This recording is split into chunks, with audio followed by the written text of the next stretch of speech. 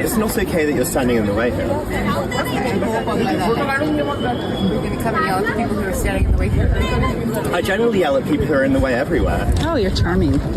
You make friends. Be kind. You your dead dad. Oh, wow. You are charming. According to the poster of the clip, an Oxford student confronted relatives for standing in the way while on a trip in memory of their dad, who recently passed from cancer. With millions watching and many people benefiting from this program called Indisputable, we just need 1% of the viewers to become a paid member so we can continue to bring this content to you.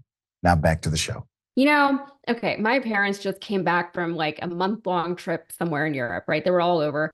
And they were saying that, you know, like these influencer types and, you know, these tourists, they're really out of control. So much so that a lot of places, especially in Europe and in parts of Asia, they're now starting to ban, like, you can't take pictures of certain areas or certain things, certain monuments, because people want to do it for the gram. And even me, I was traveling recently over in Scotland, and there was a lady, and she was getting mad at people for being in a public space because she wanted to take a picture of something without people in it.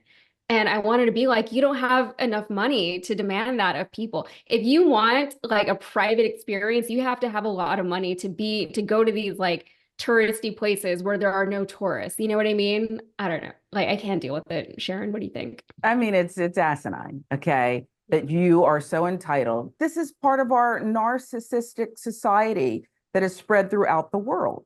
For someone to believe that some of the most beautiful places that people who are privileged enough to travel to or live near is just for this male Karen, just for him. And so he's got to make everyone else uncomfortable until they capitulate. You know, do whatever I say or else, okay? It doesn't work. It doesn't work with my 12-year-old daughter. You have to win hearts and minds. And by telling people to get out of my shot and basically telling them off or insulting them, calling names, that's not really how this thing is supposed to work. And I'm really getting sick of everyone being an influencer. And maybe it's because I haven't been able to grow a following to become one, but it's just not everyone's an influencer. Some people are just jerks.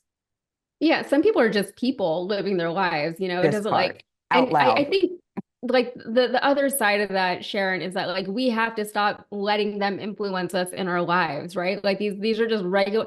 I remember when influencers first became a thing, right? I'm sure you also remember that, you know.